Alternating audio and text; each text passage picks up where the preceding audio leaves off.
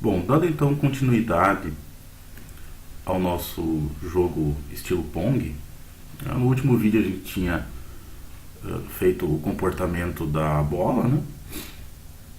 E fazendo com que as raquetes reconhecessem a colisão com a bola e mudassem a trajetória da bola, mesmo que ainda sem levar em consideração a direção da bola, a não ser pelo eixo X.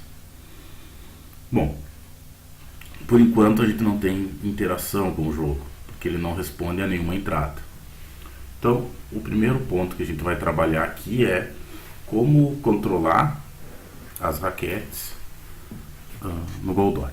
Então, como que isso funciona no Godot? Ele tem um sistema de entrada em que eu posso definir, dar um nome para um evento de entrada e definir múltiplos botões, teclas, tanto como controle, como teclado, mouse, para disparar uma determinada ação. Então, onde que a gente configura isso? Aqui no menu Project Settings, aqui a gente tem várias abas aqui em cima, vários detalhes do projeto, e a segunda aba é a Input Map.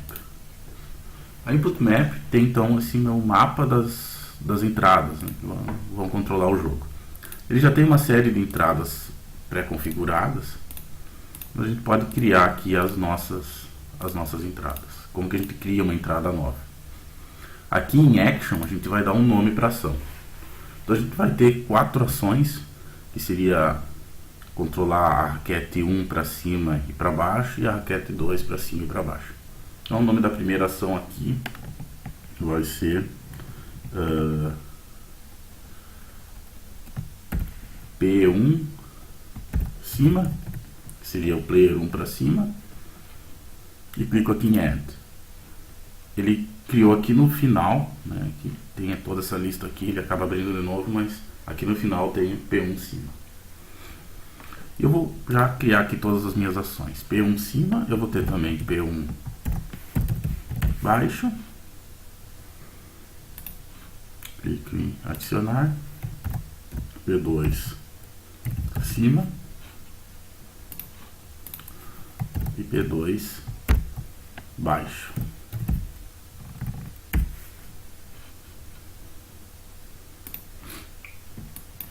Bom, então aqui estão as minhas 4 ações. P1 cima, P1 baixo, P2 cima, P2 baixo. A cada ação eu vou associar um botão. Eu posso associar mais de um botão para a mesma ação. Por exemplo, pode ser uma tecla no teclado do computador e também um botão num controle. Qualquer uma das duas entradas ele responderia. Nesse caso aqui a gente vai usar 4 teclas do teclado. O Q e o A para controlar o jogador 1, a raquete 1. E o O e o L para controlar o outro jogador. Então como que a gente faz essa associação? Então aqui no P1 cima eu vou clicar no mais. E aqui eu posso escolher, né, tecla do teclado, botão de controle,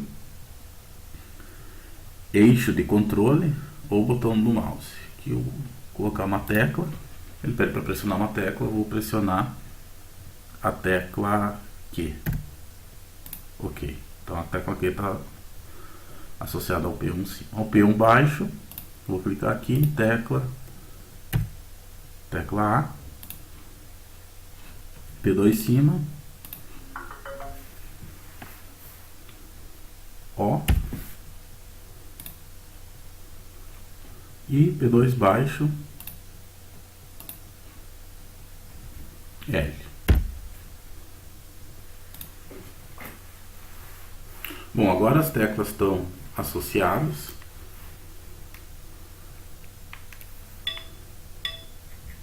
Uma vez que as teclas foram definidas, eu posso agora no meu código verificar se elas foram pressionadas ou o que aconteceu.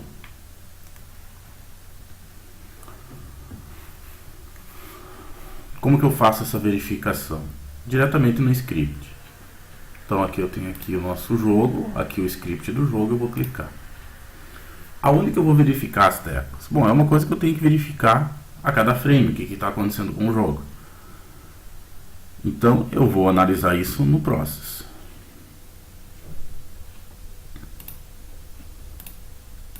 Então eu posso continuar o código depois dessa linha aqui, lembrando, né?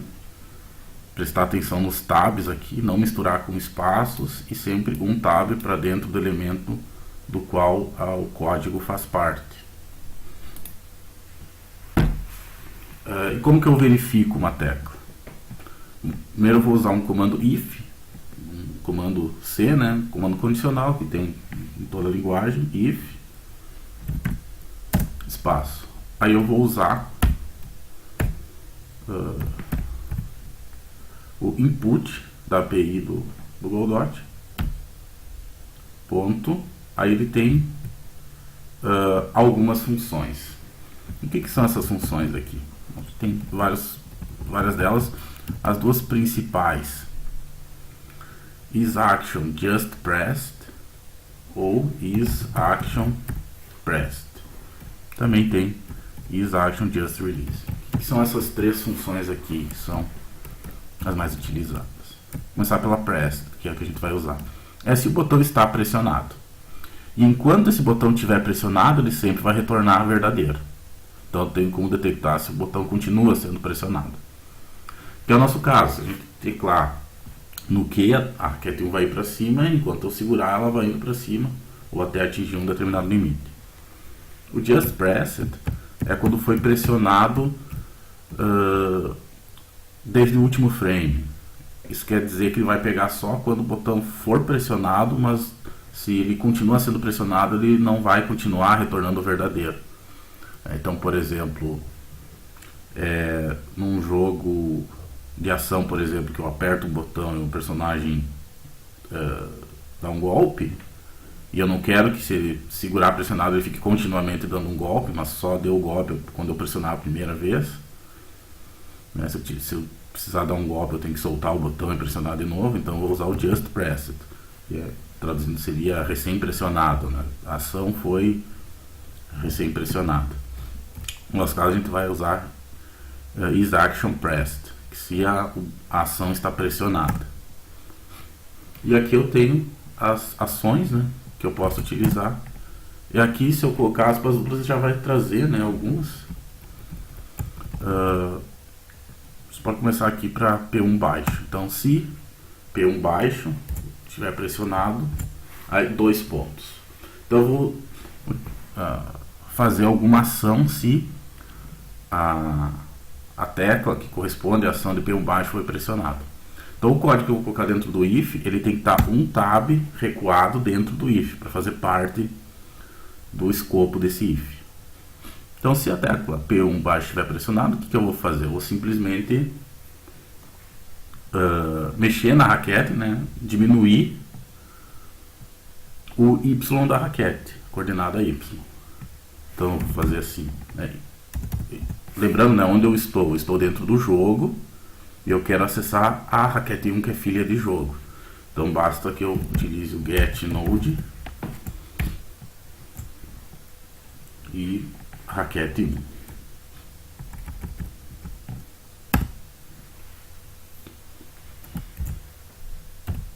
getNode raquete 1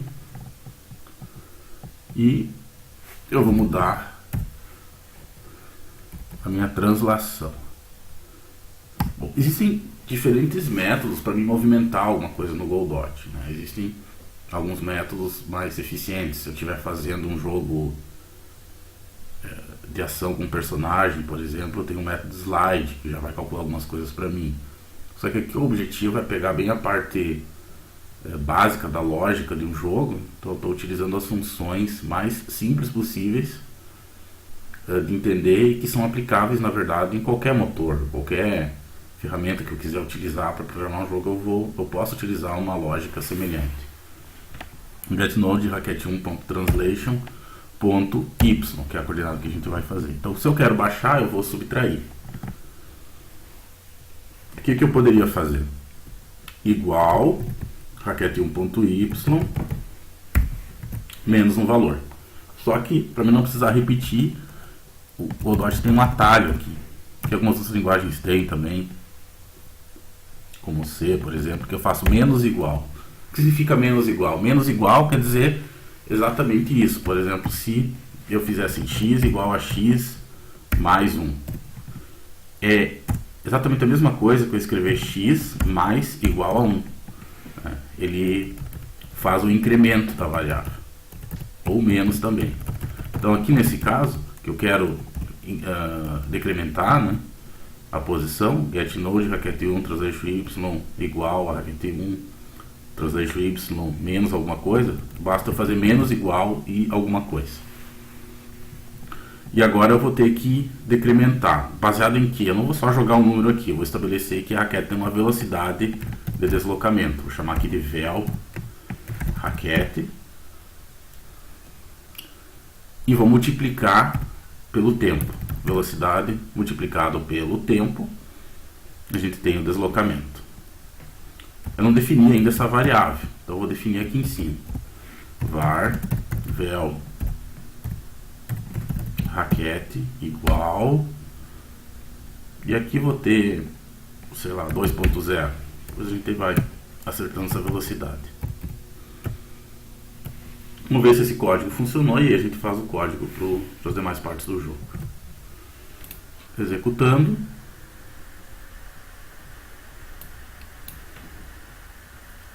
Ó, apertei no A, só que a raquete não volta, né? Ela só vai. Mas o código funcionou.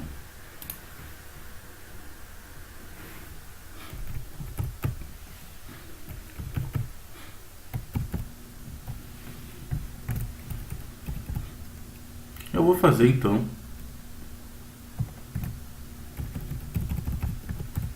continuação do código. P1 baixo, eu vou agora analisar P1 cima. Se a tecla pressão estiver pressionada, em vez de decrementar, eu vou aumentar a posição da bola.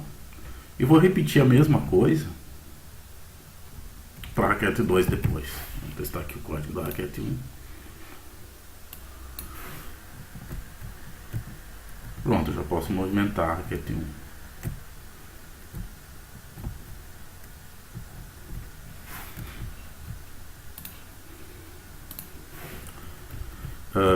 Eu tenho que colocar um limite, né? Se a raquete for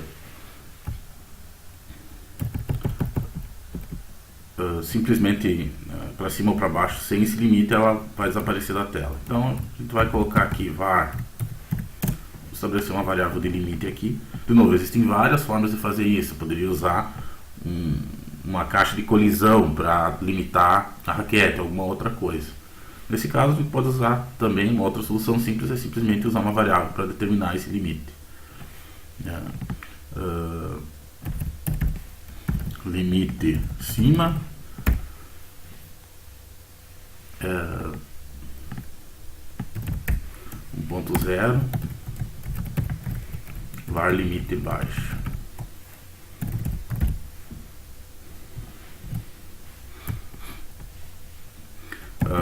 Aqui eu poderia também verificar esse limite com a parte da raquete que está batendo ou não embaixo, né? Então posso fazer um código mais simplificado, mais sofisticado. Aqui a gente vai fazer o código mais simples possível, só verificar se atingiu esse limite ou não. Então eu vou verificar da seguinte forma: if getNode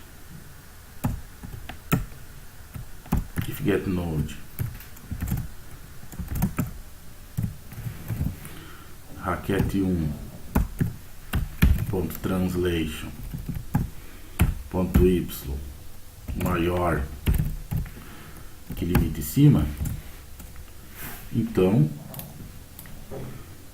eu vou, ou seja, se a posição dela for maior que o meu limite de cima, eu vou dizer que a posição dela é o meu limite de cima. Ela vai ficar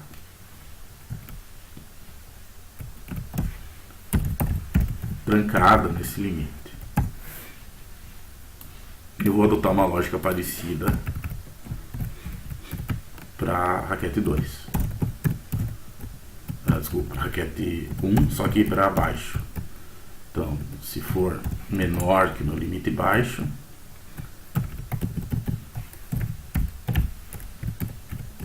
vai ser igual ao limite baixo.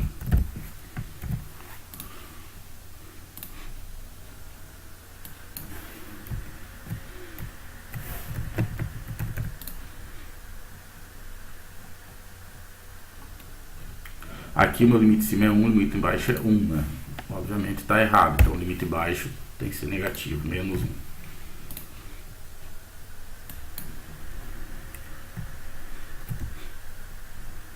Pronto. Vou aumentar um pouquinho aqui o limite. 1.2 menos 1.2.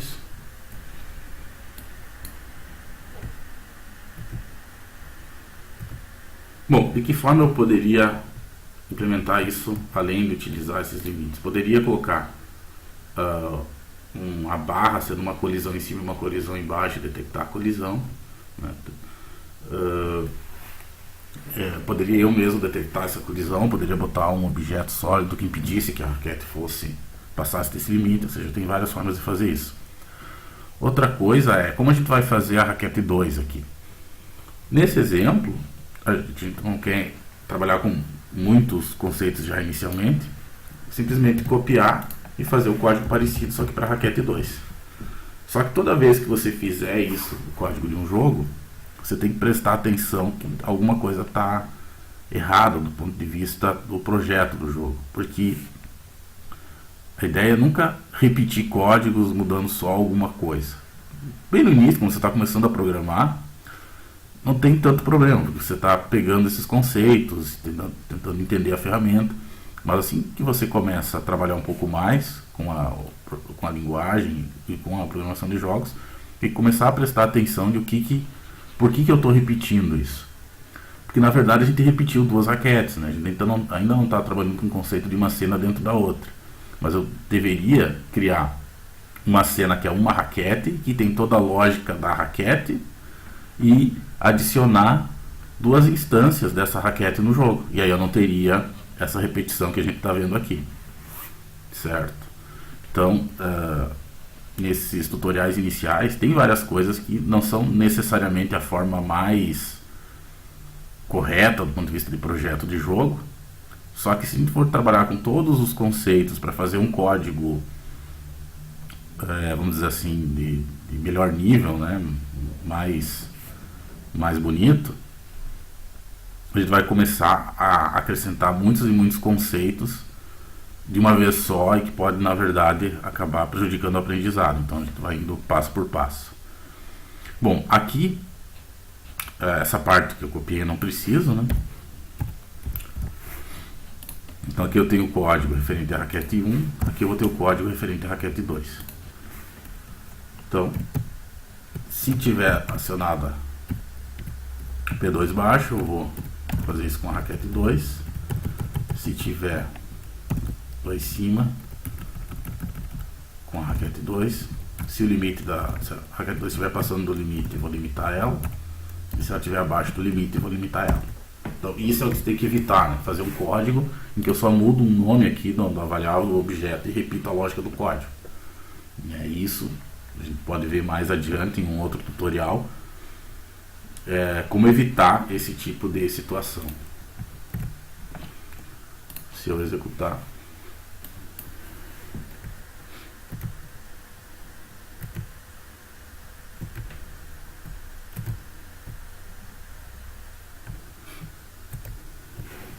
a outra raquete,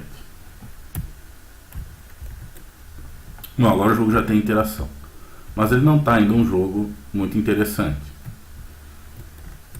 porque a bola tem sempre a mesma direção. Então o que a gente vai fazer agora é começar a modificar a direção da bola. Bom, para entender isso, a gente tem que trabalhar um pouquinho com a ideia de vetor. Então o que é um vetor? Um vetor é um ponto em 3 dimensões ou 2 dimensões, no nosso caso a gente está trabalhando com 3 dimensões. E o vetor ele tem basicamente duas propriedades que vão definir ele, que é a direção e a magnitude. A direção do vetor é para onde ele está apontando. Se o vetor está apontando para a direita, o x dele vai ser 1, por exemplo, e y 0. Se ele estiver apontando para cima, vai ter y1, x0. Se ele estiver apontando em direção à tela, z1 e as outras coordenadas 0. E qualquer outra, aí você pode imaginar uma esfera, né? E qualquer outro ponto nessa esfera é alguma direção dele, que eu posso rotacionar esse vetor e analisar para onde ele está apontando.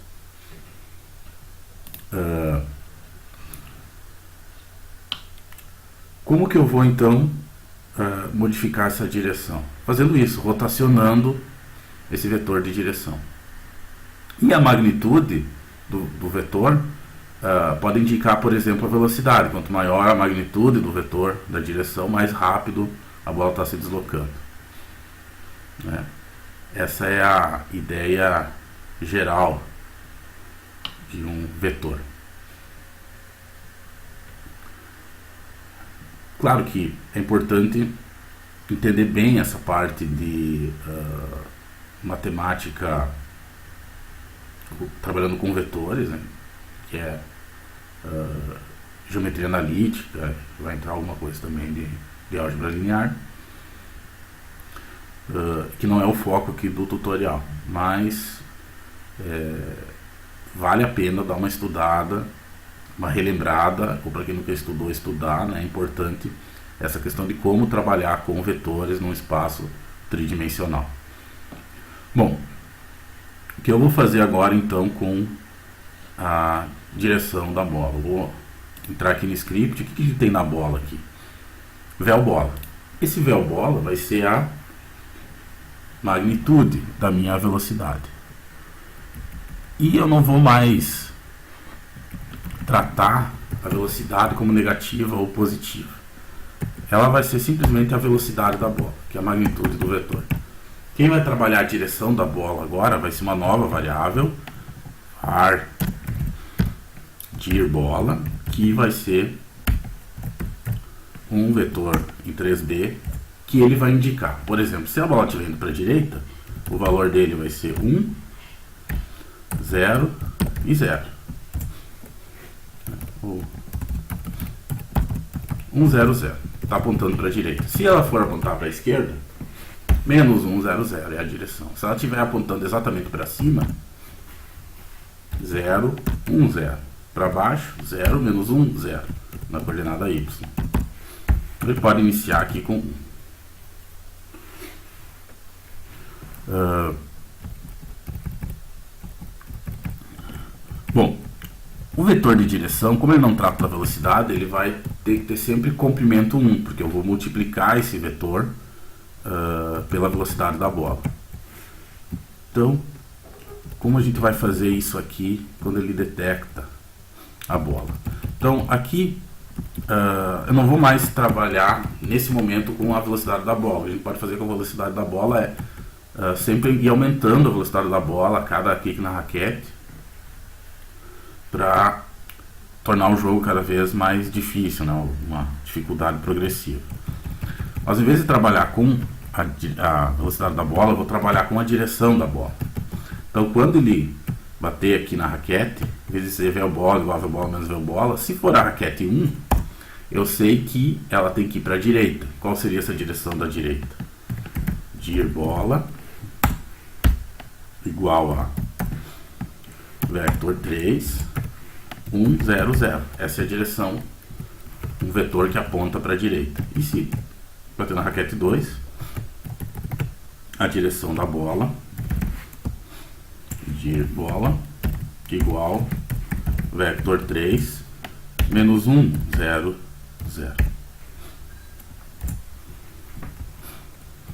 E eu vou ter que modificar também o código da translação. Então não vou mais simplesmente mexer no X, eu vou mexer na translação como um todo, eu vou alterar toda a translação da bola. Então, agora eu vou usar a soma, né, que a gente viu logo abaixo na velocidade da raquete. Então, translation mais igual, então vou acrescentar alguma coisa na translação, esse deslocamento. O que vai ser esse deslocamento?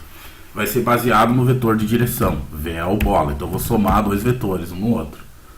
Operações com vetores são de extrema importância para o desenvolvimento de jogos, eles vão estar em todo momento, então quem não lembra bem esse tipo de conteúdo é interessante dar uma revisada.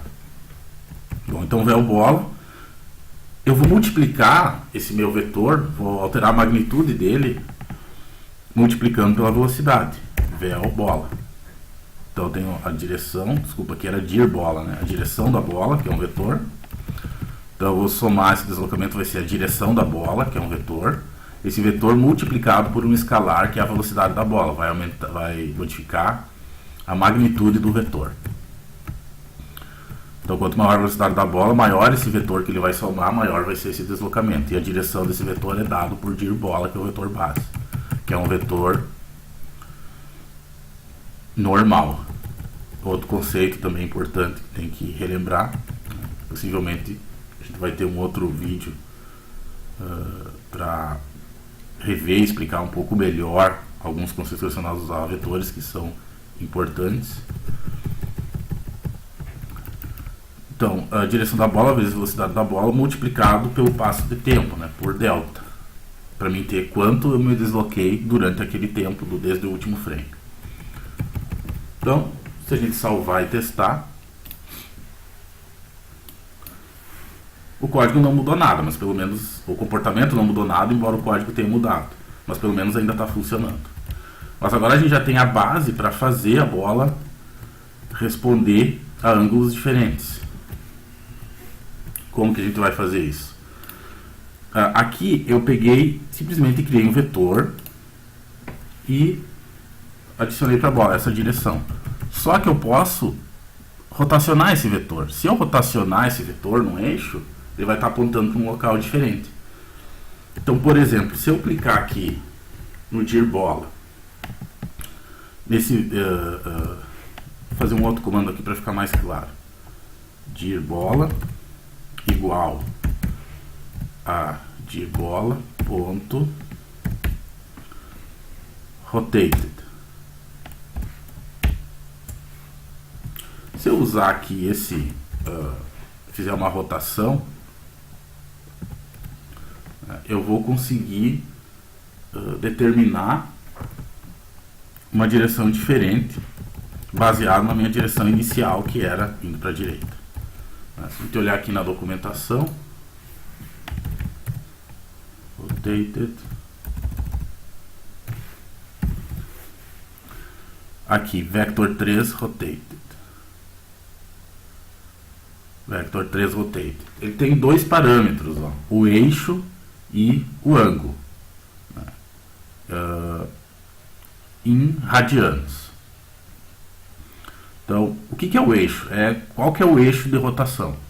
Então, se a gente está trabalhando em duas dimensões e eu quero girar a direção dessa forma, o eixo de rotação é o Z, porque é o eixo que estaria vindo em direção à tela. E o meu ângulo, que não é o ângulo que a gente trabalha geralmente no dia a dia, né, em graus, mas é um ângulo em radianos.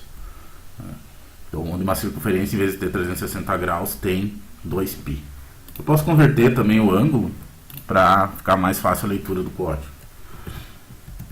Então, eu vou dar aqui o meu eixo com o vetor 3. Então, se é no eixo Z que eu quero fazer a rotação, vai ser 0, 0, 1 o vetor, que determina o eixo de rotação. E aqui o ângulo. Tem um comando rad2deg que vai converter de radianos, ou melhor, de graus para radianos a gente precisa, né? Então, deg to rad, porque a função ela exige o ângulo em radianos, só que a gente costuma pensar mais facilmente em graus, né? Então vou colocar aqui, por exemplo, 45 graus. Se eu rotacionar 45 graus, ela vai sair no ângulo, né, em direção mais próximo lá ao canto da tela. Se bater na raquete 1, vamos ver o que vai acontecer se a gente adicionar esse código aqui. Na raquete 2 não tem nada, na raquete 1 é que tem esse código.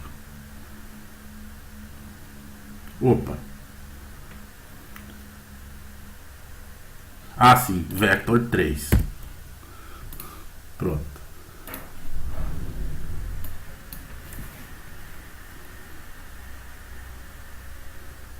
Ó, saiu num determinado ângulo. E foi embora porque a gente também não testa os limites aqui para fazer a bola rebater.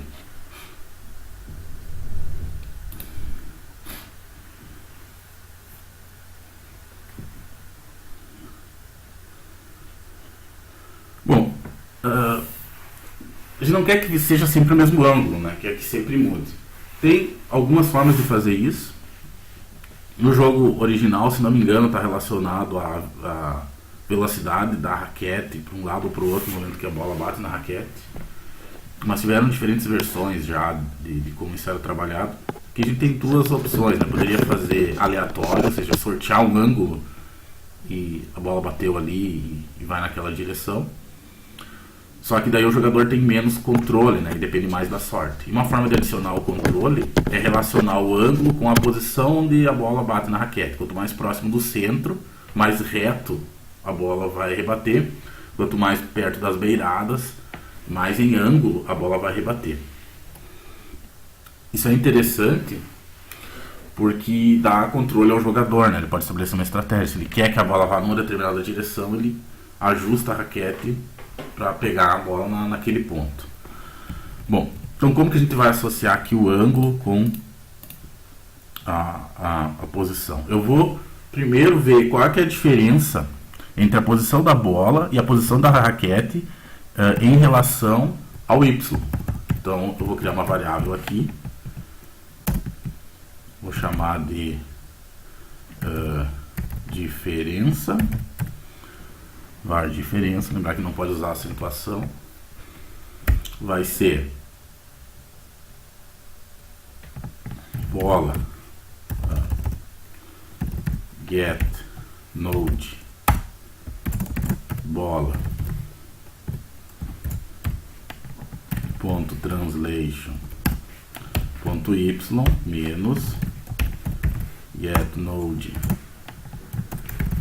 raquete 1 ponto translation ponto y. Então eu tenho já essa diferença. Então eu vou basear esse meu ângulo na diferença. Então eu vou pegar aqui a minha diferença. Eu vou multiplicar por um fator de ângulo. Fator ângulo que eu vou chamar aqui. O que é esse fator ângulo? Seria quando a diferença é máxima, quantos graus ela iria fazer, né? Se a diferença fosse menos 1, por exemplo. Que não vai acontecer porque vai até menos 0,5 ou mais 0,5 mais ou menos a diferença. Mas vamos definir aqui essa variável var fator ângulo. Como ela vai valer para as duas raquetes, a gente pode definir ela aqui em cima. Var fator ângulo igual, se a gente colocar 90, por exemplo.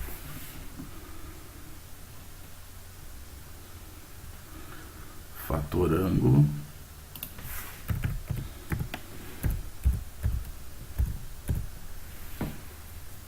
então a gente vai rotacionar o vetor da bola com base nessa diferença entre o centro da bola e o centro da raquete. A mesma coisa vai acontecer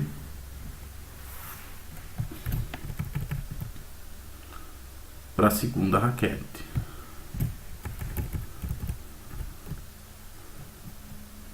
A única questão é que vai ter o sinal aqui, né, do ângulo vai ser negativo, por estar do lado inverso.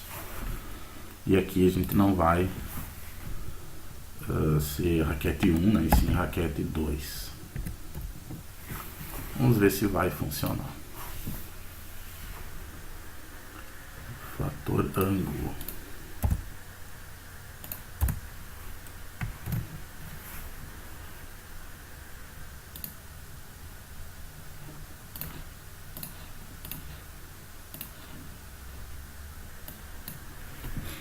Bom, por enquanto não teve diferença nenhuma, porque eles estão perfeitamente centralizados. Agora, se eu colocar a raquete um pouquinho para baixo, ó, ela já rebateu lá para cima. Aqui rebateu reto. A gente pode aumentar também aqui o limite da raquete, deixar ela ir mais para cima para conseguir ficar com um pouquinho da raquete.